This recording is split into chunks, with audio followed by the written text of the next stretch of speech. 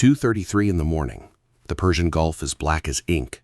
A flight of aircraft is slicing across the night, and every time Iranian radar tries to lock it down, the contact slips off the screen.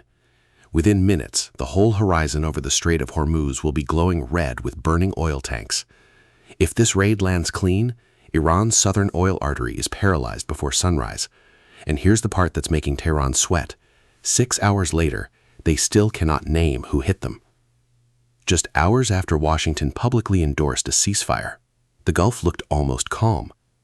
Lavan Island, one of Iran's most critical offshore oil and command nodes, was running flat out trying to claw back the damage from earlier strikes out in the Gulf of Oman. The USS Gerald R. Ford sat just outside Iran's coastal radar bubble. Meanwhile, low over the water, hugging the chop to stay under the radar horizon, UAE fighters were already inbound.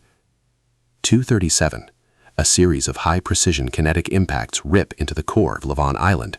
Command posts gone, logistics nodes gone, storage tanks ruptured and burning. But who fired the shots is still a mystery to Iranian operators. Inside the Tehran command bunker, the first guess of a technical malfunction dies fast. Signals intelligence picks up the electronic fingerprint of a Mirage. 29, the UAE Air Force. This wasn't an accident. This was a coordinated incision into Iran's flank. Iran swings into full combat posture within minutes. The Bavar 373, Tehran's homegrown long-range surface-to-air system, lights up its phased array radar and sweeps the southern horizon. Coastal batteries load, SEAD-4 missiles. Crews scramble to spin up swarms of Shahed loitering munitions for a retaliation strike against UAE soil. Less than half an hour after the ceasefire ink dried, the Gulf is sliding straight into open escalation.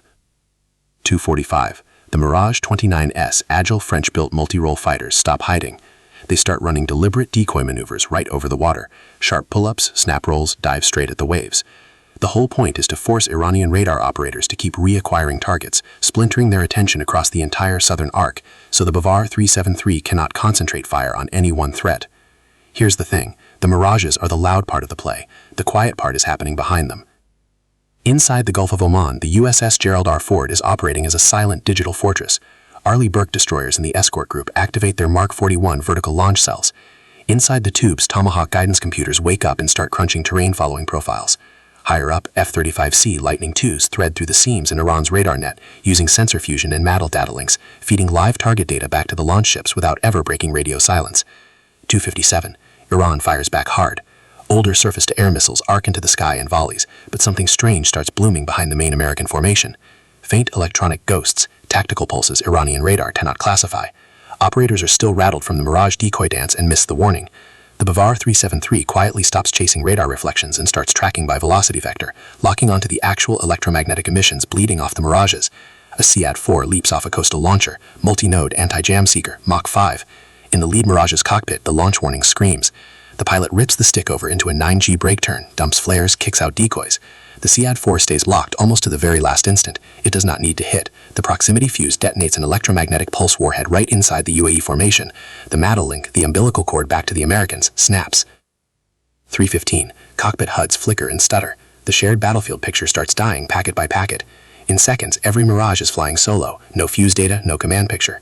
Worst of all, they can no longer see the Iranian air defense net closing in on them. On the Ford, the command screens flash red. Sir, we are losing the UAE network. The strike group commander stares at the fracturing map and gives one order. Switch to active defense. Get the Growler airborne. Reopen the corridor. 3:22. Sensing American confusion, Tehran throws a two-pronged punch. Wide-area electronic warfare blankets the Strait of Hormuz. This is not random noise. It is engineered jamming designed to blind American sensors and break radar locks.